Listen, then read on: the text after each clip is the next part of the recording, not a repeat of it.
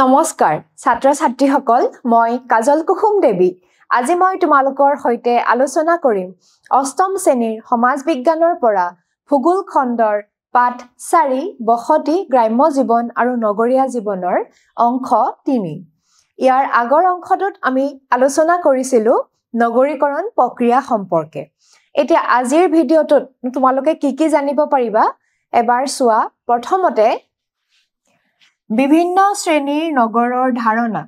অৰ্থাৎ নগৰৰ বিভিন্ন প্ৰকাৰসমূহ আৰু নগৰৰ বিবৰ্তন প্ৰক্ৰিয়াৰ সম্পৰ্কে আমি আজি আলোচনা কৰিম দ্বিতীয়তে অসমৰ প্ৰধান নগৰসমূহৰ বিষয়ে অসমত নগৰসমূহ কি ক্ষেত্ৰত বা কি ভিত্তিত গঢ় লৈ উঠিছিল এই সম্পৰ্কেও আমি আজি আলোচনা কৰিম এতিয়া আজি আমি প্ৰথমটো টপিকলৈ আগবাঢ়ো প্ৰথমতে আমি আলোচনা কৰিম বিভিন্ন শ্ৰেণীৰ নগৰ তোমালোকে নিশ্চয় জানা ভাৰতৰ চহৰৰ বিবৰ্তনৰ যি ইতিহাস হেয়া বহুত পুৰণি ভাৰতত চহৰৰ বিবৰ্তনৰ সূত্ৰপাত হৈছিল সিন্ধু উপত্যকাত পৰা য'ত মহেঞ্জোদাৰো আৰু হৰপ্পা নামৰ দুখন নগৰৰ বিকাশ হৈছিল খ্ৰীষ্টপূৰ্ব প্ৰায় 2500 মানতে গতিকে এই নগৰৰ বিবৰ্তন প্ৰক্ৰিয়া অতি প্ৰাচীন অতি পুৰণি প্ৰক্ৰিয়া আৰু হে প্ৰাচীন নগৰসমূহৰ পিছত মধ্যযুগতো বহুতো নগৰ সৃষ্টি হোৱা দেখা গৈছিল ক্ৰমে যেতিয়া ব্ৰিটিছসকলে আমাৰ ভাৰতবৰ্ষত আহি খুপনি পুতিছিল তেতিয়াও তেওঁলোকে বহুতো আধুনিক নগৰৰ প্ৰশাসনিক কেন্দ্ৰ হিচাপে বা বেপাৰ বাণিজ্যৰ কুঠি হিচাপে সৃষ্টি কৰিছিল তাৰ উপৰি স্বাধীনতাৰ পিছৰ কালছোৱাতো বহুতো নগৰৰ বিকাশ হৈছিল এতিয়া চোৱা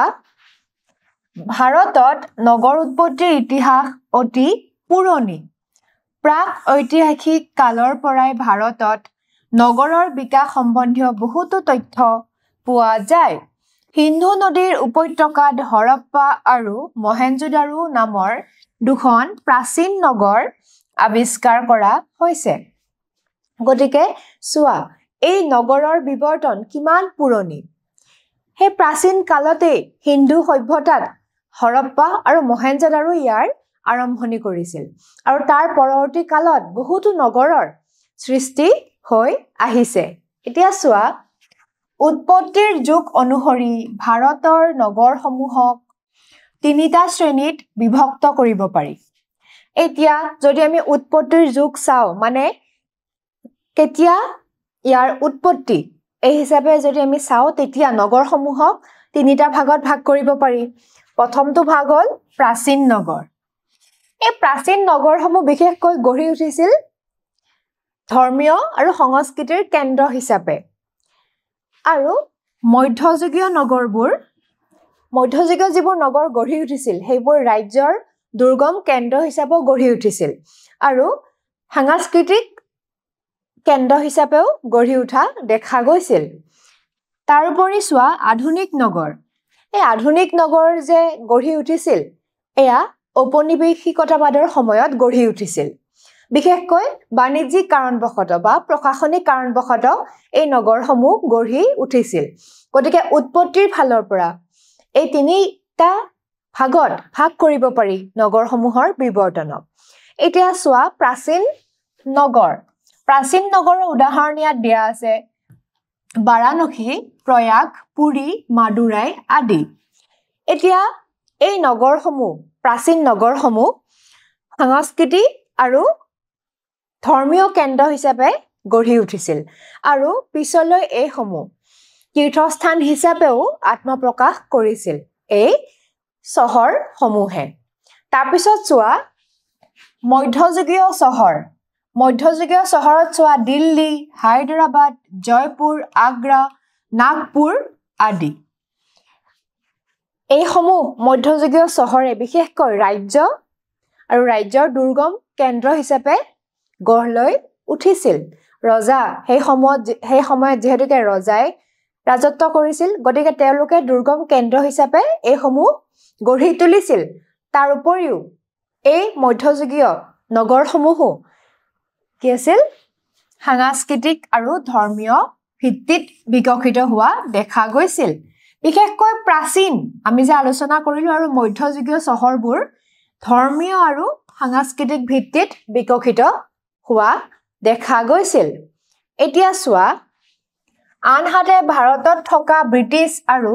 অন্যান্য ইউৰোপীয় সকলে প্ৰশাসনিক আৰু বাণিজ্যিক উদ্দেশ্যে নগৰ উন্নয়ন কৰাত সহায় কৰিছিল আকৌ ব্ৰিটিছসকলে ভাৰতলৈ আহি তেওঁলোকৰ প্ৰশাসনৰ সুবিধাৰ কাৰণে হওক বা বাণিজ্যৰ কাৰণে হওক ব্যৱসায় বাণিজ্যৰ কাৰণে নিজৰ দেশলৈ আমাৰ দেশৰ পৰা কেঁচামাল নিবলৈ এই ধৰণৰ বাণিজ্যিক কাৰণবশতঃ তেওঁলোকে কিছুমান নগৰ গঢ়ি তুলিছিল বিশেষকৈ সেই নগৰসমূহ এনেকুৱা ঠাইত গঢ়ি তুলিছিল য'ত বন্দৰৰ সুবিধা আছে তেওঁলোকে তেনেকুৱা ধৰণৰ নগৰসমূহ চোৱা চুৰাট গোৱা মুম্বাই বৰ্তমানৰ মুম্বাই ঠিক তেনেকৈ মাদ্ৰাজ বৰ্তমান চেন্নাই বুলি কয় কলিকতা বৰ্তমান কলকাতা বুলি কয় এইসমূহ ব্ৰিটিছে গঢ়ি তুলিছিল প্ৰশাসনীয় সুবিধা তথা ব্যৱসায় বাণিজ্যিক কুঠি হিচাপে কাৰণ এইসমূহত বন্দৰৰ উপলব্ধতা আছিল গতিকে সহজতে তেওঁলোকে বেপাৰ বাণিজ্যত কৰিব পাৰিছিল সেইকাৰণে এই নগৰসমূহ তেওঁলোকে গঢ়ি তুলিছিল এতিয়া চোৱা একেদৰে স্বাধীনতাৰ পিছত ৰাজ্যৰ ৰাজধানী বা প্ৰশাসনিক উদ্দেশ্যৰ বাবে আধুনিক নগৰ সৃষ্টি হ'বলৈ আৰম্ভ কৰে আকৌ স্বাধীনতাৰ পিছৰ কালছোৱাত বহুতো আধুনিক নগৰৰ সৃষ্টি হৈছিল আৰু এই নগৰসমূহ সৃষ্টি হৈছিল বিশেষকৈ ৰাজ্যৰ ৰাজধানী কিছুমান ঠাইৰ সদৰ বা বিশেষকৈ প্ৰশাসনিক উদ্দেশ্যে তাৰ ভিতৰত চোৱা চণ্ডীগড় ভূপাল ছত্তীশগড় ভুৱনেশ্বৰ গান্ধীনগৰ আৰু দিছপুৰ আমাৰ অসমৰ ৰাজধানী দিছপুৰ গুৱাহাটীত অৱস্থিত গতিকে এইসমূহ হ'ল আধুনিক নগৰ এইসমূহ গঢ়ি উঠিছিল ৰাজ্যৰ ৰাজধানী বা প্ৰশাসনিক কেন্দ্ৰ প্ৰশাসনিক সুবিধাৰ বাবে এইসমূহ গঢ়ি উঠা দেখা গৈছিল ইয়াৰ উপৰিও ব্ৰিটিছসকলে কি কৰিছিল কিছুমান পাহাৰতো নগৰ গঢ়ি তুলিছিল পাহাৰীয়া নগৰ যেনে দাৰ্জিলিং ডেলহাউচি মানে চিমলা এইসমূহো তেওঁলোকে গঢ়ি তুলিছিল এতিয়া চোৱা নগৰসমূহক উৎপত্তিৰ কাৰণ আৰু নগৰীয়া কাৰ্যৰ প্ৰাধান্যৰ ওপৰত ভিত্তি কৰি শ্ৰেণী বিভক্ত কৰিব পাৰি এতিয়া নগৰসমূহক তাৰ উৎপত্তিৰ কাৰণ কিছুমান কাৰণবশতঃ নগৰ উৎপত্তি হয় আৰু নগৰীয়া কাৰ্য কিছুমানৰ ভিত্তিত কেইটামান ভাগত ভাগ কৰা হয় সেই ভাগকেইটা চোৱা প্ৰশাসনিক নগৰ ঠিক তেনেকৈ ঔদ্যোগিক নগৰ পৰিবহন কেন্দ্ৰিক নগৰ খনিজ নগৰ শিক্ষা কেন্দ্ৰিক নগৰ বুৰঞ্জী প্ৰসিদ্ধ নগৰ বাণিজ্যিক নগৰ পৰ্যটন নগৰ সাংস্কৃতিক নগৰ আৰু সেনা ছাউনী নগৰ অৰ্থাৎ এই নগৰসমূহ বিকাশ হৈছিল বা গঢ়ি উঠিছিল এই বিশেষ কাৰ্যসমূহৰ বাবে এতিয়া প্ৰশাসনিক নগৰবোৰ প্ৰশাসনীয় সুবিধাৰ অৰ্থে গঢ়ি তুলিছিল তাৰপিছত ঔদ্যোগিক নগৰবোৰ যি অঞ্চলত উদ্যোগ গঢ়ি উঠে তাৰ আশে-পাশে এই ঔদ্যোগিক নগৰবোৰ গঢ়ি উঠা দেখা গৈছিল যেনে তোমালোকে জামশেদপুৰৰ নাম শুনিছা ঠিক তেনেকৈ ভিলাই বাৰাউনি এইসমূহ চহৰ কি ঔদ্যোগিক চহৰ উদ্যোগক কেন্দ্ৰ কৰি এইসমূহ গঢ় লৈ উঠিছিল পৰিবহন কেন্দ্ৰিক নগৰ পৰিবহনৰ সা-সুবিধাৰ ওপৰত ভিত্তি কৰিও কিছুমান পৰিবহন কেন্দ্ৰিক নগৰৰ সৃষ্টি হৈছিল ঠিক তেনেকৈ খনিজ নগৰ যি ঠাইত খনিজ সম্পদৰ আহৰণ যৰ পৰা কৰা হৈছে সেই ঠাইটো খনিজ সম্পদ আহৰণৰ ওপৰত ভিত্তি কৰি নগৰ গঢ় লৈ উঠিছিল যেনে অসমৰ লিডু দুলিয়াজান এইসমূহ এই পৰ্যায়ৰ নগৰ শিক্ষা কেন্দ্ৰিক নগৰ শিক্ষাৰ ওপৰত কেন্দ্ৰ কৰি কিছুমান নগৰ গঢ়ি উঠা দেখা গৈছিল হয়নে তোমালোকে নিশ্চয় জানা তক্ষশিলা ইউনিভাৰ্চিটি নালন্দা ইউনিভাৰ্চিটি এইসমূহ শিক্ষা কেন্দ্ৰিক নগৰ সেই ঠাইত গঢ় লৈ উঠিছিল এই ইউনিভাৰ্চিটিসমূহ ঠিক তেনেকৈ বুৰঞ্জী প্ৰসিদ্ধ নগৰ কিছুমান বুৰঞ্জীৰ কাৰণেও প্ৰসিদ্ধ নগৰ গঢ় লৈ উঠিছিল ঠিক তেনেকৈ বাণিজ্যিক নগৰ ব্যৱসায় বাণিজ্যৰ অৰ্থে কিছুমান নগৰ বিশেষকৈ ব্ৰিটিছসকলে যিবোৰ গঢ়ি তুলিছিল সেইসমূহ বাণিজ্যিক নগৰৰ ভিতৰুৱা পৰ্যটন নগৰ আমি পাইছিলো দাৰ্জিলিং মুছৰি এই ধৰণেও আমাৰ ভাৰতত বহুতো পৰ্যটনৰ নগৰ গঢ়ি উঠা দেখা গৈছে সাংস্কৃতিক নগৰ যিবোৰ মধ্যযুগীয় আৰু প্ৰাচীন নগৰসমূহ আছিল সেইসমূহ সাংস্কৃতিক নগৰৰ ভিতৰত পৰে কাৰণ সেইসমূহৰ গঢ়ি উঠাৰ মূল ভিত্তিয়ে আছিল কি ধৰ্মীয় আৰু সংস্কৃতি হেনা চাউনি য'ত আছে সেইসমূহতো তেনেকুৱা ধৰণৰ নগৰ গঢ় লৈ উঠা দেখা গৈছিল এতিয়া চোৱা যদিও কিছুমান চহৰৰ কোনো নিৰ্দিষ্ট কাৰণত বিকশিত হ'ব পাৰে তথাপিও সময়ৰ লগে লগে আন দিশতো ইয়াৰ বিকাশ হ'ব পাৰে যদিও কিছুমান চহৰ এক নিৰ্দিষ্ট কাৰণে হয়তো উদ্যোগিক কেন্দ্ৰ হিচাপে হওক বা খনিজ সম্পদ আহৰণৰ কাৰণে হওক বা আন কোনো কাৰণবশতঃ গঢ়ি উঠিব পাৰে কিন্তু পিছলৈ সেই একমাত্ৰ উদ্দেশ্যৰ বাহিৰেও আন দিশতো এই নগৰসমূহ বিকশিত হ'ব পাৰে আৰু তেনেকুৱা ধৰণৰ উদাহৰণ বহুতো পোৱা যায় এতিয়া চোৱা যমজ নগৰ ইংৰাজীত কোৱা হয় টুইন টাউন ওচৰা ওচৰিকৈ থকা দুখন চহৰ মিলিত হলে তাকে দ্বৈত বা যমজ নগৰ বোলে এতিয়া ওচৰা ওচৰিকৈ থকা দুখন নগৰ যদি মিলিত হয় একেলগে মিলিত হৈ যদি উন্নত হয় তেতিয়াহলে সেই নগৰসমূহক কোৱা হয় কি যমজ নগৰ বা দ্বৈত নগৰ উদাহৰণ দিয়া আছে চোৱা হায়দৰাবাদ সেকেন্দ্ৰাবাদ কলকাতা আৰু হাওৰা এইসমূহ নগৰ দুখন বেলেগ বেলেগ নগৰ আছিল পূৰ্বতে কিন্তু পিছলৈ এই দুখন নগৰ মিলিত হৈ উন্নয়ন হৈছিল গতিকে এই নগৰসমূহক কোৱা হয় যমজ নগৰ ঠিক তেনেকৈ কলকাতা আৰু হাওৰা যদি আমি চাও এই দুখনো পূৰ্বতে দুখন পৃথক নগৰ আছিল কিন্তু পিছলৈ ই মিলিত হৈ পেলাই তাৰ উন্নয়ন হৈছিল গতিকে এই সমূহক কোৱা হয় কি যমজ নগৰ বা দ্বৈত নগৰ বুলিও কোৱা হয় এতিয়া অসমত বিভিন্ন উৎস আৰু কাৰ্যৰ প্ৰাধান্যত গঢ়ি উঠা কেইখনমান নগৰ এতিয়া অসমত কিছুমান নগৰ বিশেষ কিছুমান কাৰ্যৰ বাবে গঢ়ি উঠিছে তাৰ উদাহৰণসমূহ চোৱা বাণিজ্যিক নগৰ বুলি ক'লে আমাৰ অসমৰ তিনচুকীয়া নগৰখন বাণিজ্যিক কেন্দ্ৰ হিচাপে গঢ় লৈ উঠিছিল ঠিক তেনেকৈ ঔদ্যোগিক নগৰ হিচাপে গঢ়ি উঠিছিল ডিগবৈ পৰ্যটন নগৰ হিচাপে তেজপুৰ গঢ়ি উঠিছিল পৰিবহন কেন্দ্ৰিক নগৰ হিচাপে ৰঙিয়া গঢ় লৈ উঠিছিল ঠিক তেনেকৈ আন বিভিন্ন নগৰ আছে আমাৰ অসমত যিবোৰ বিভিন্ন কাৰণবশতঃ বিভিন্ন উদ্দেশ্য আগত লৈ গঢ়ি উঠিছিল এতিয়া চোৱা আমি আলোচনা কৰিম অসমৰ প্ৰধান নগৰসমূহ মেজৰ টাউনছ অফ আসাম এতিয়া আমি জানো যে অসমৰ মানুহ 100%ৰ 70% মানুহে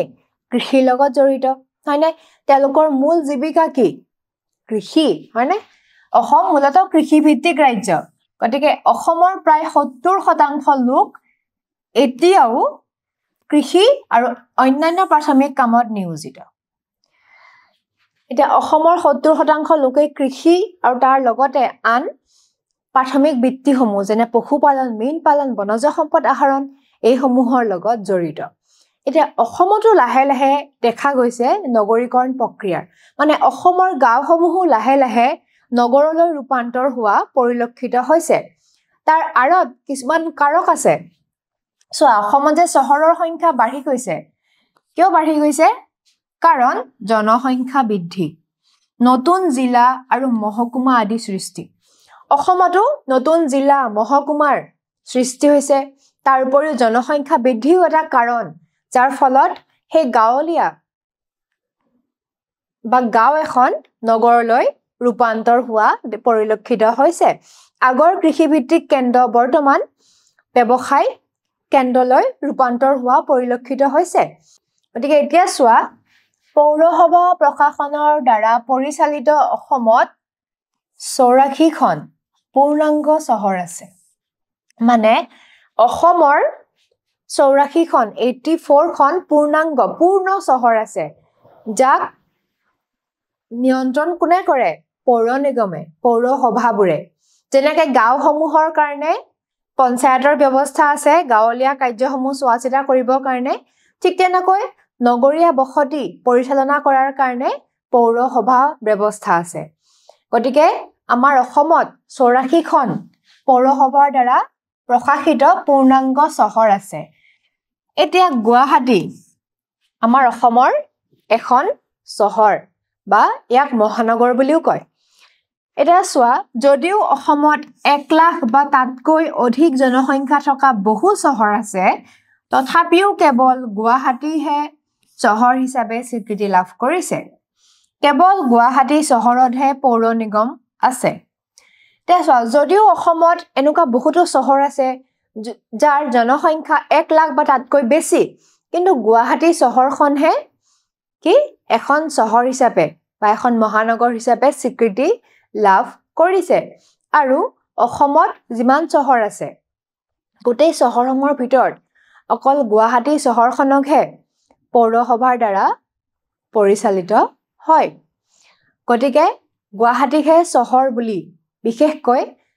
অসমৰ প্ৰাধান্য দিয়া হয় আন বহুতো চহৰ আছে অসমত কিন্তু গুৱাহাটীখনক বেছিকৈ প্ৰাধান্য দিয়া হয় আৰু গুৱাহাটীৰ পৰিচালনা কৰে পৌৰসভাই এটা চোৱা গুৱাহাটী সমগ্ৰ ৰাজ্যৰ বাবে ব্যৱসায় আৰু বাণিজ্য শিক্ষা প্ৰশাসন স্বাস্থ্য সেৱা অন্যান্য অনুষ্ঠান প্ৰতিষ্ঠান মনোৰঞ্জন ইত্যাদিৰ কেন্দ্ৰ গুৱাহাটীখনকহে কিয় স্বীকৃতি দিয়া হয় কাৰণ গুৱাহাটীখন বাকী চহৰবোৰৰ তুলনাত ইয়াত শিক্ষাৰ সুবিধা আছে স্বাস্থ্যজনিত সুবিধাবোৰ আছে কৰ্মসংস্থাপনৰ কাৰণে সুবিধা আছে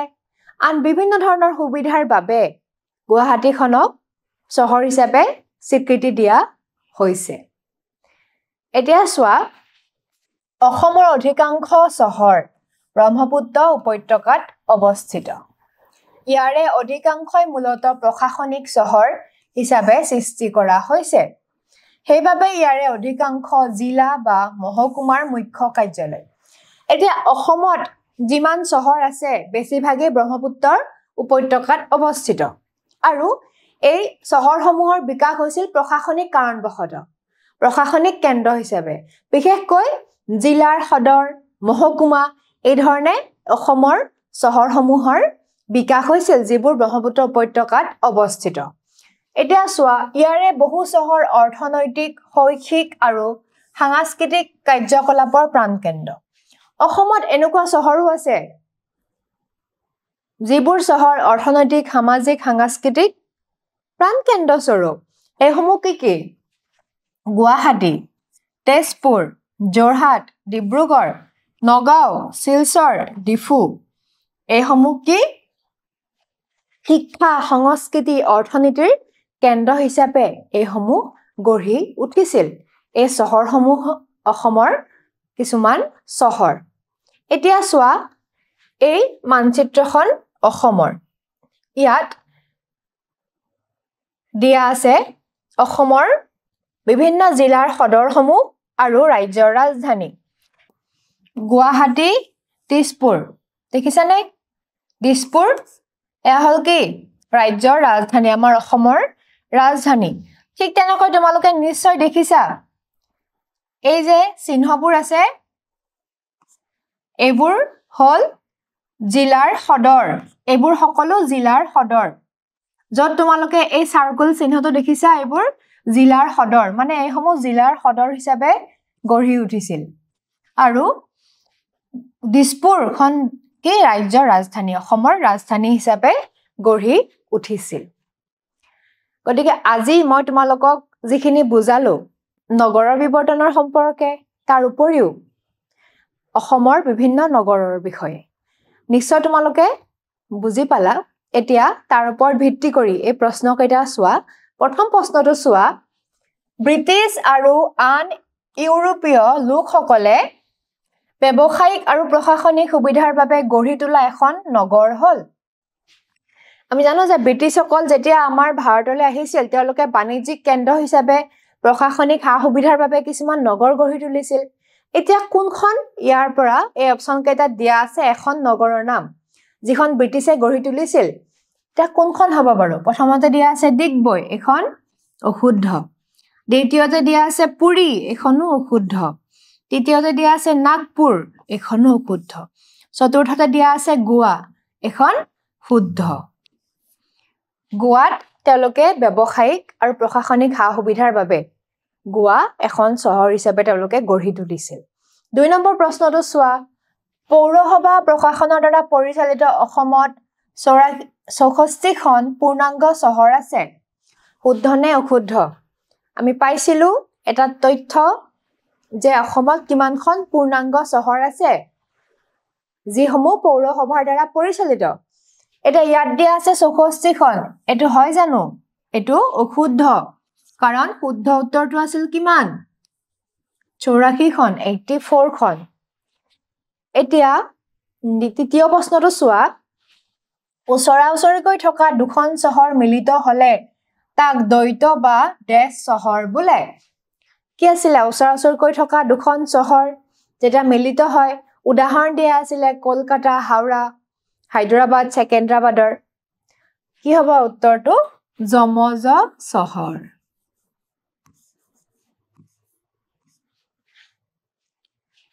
আজিৰ ভিডিওটো ইমানেই পৰৱৰ্তী ভিডিওত পুনৰ লগ পাম ধন্যবাদ